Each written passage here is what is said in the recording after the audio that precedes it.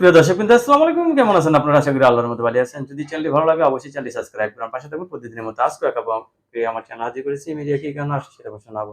আসসালামু আলাইকুম আপু। ওয়ালাইকুম আসসালাম। আপু ভালো আছেন? ভালো নাই, ভালো থাকি কি করে? সংসারে অত্যাচার, বাবা মার অত্যাচার।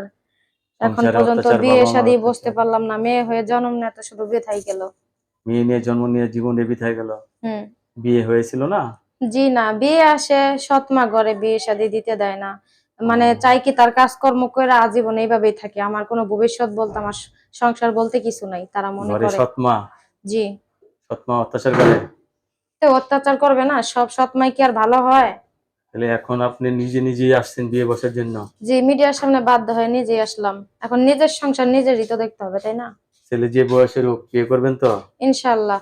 আমার কথা সে যদি আমার কষ্ট বোঝে, আমার চোখের পানি যদি সে মুছতে পারে, আমার পাশে যদি সে থাকতে পারে, তাহলে অবশ্যই সে যে বয়সেরই হোক আমার কোনো অসুবিধা নেই।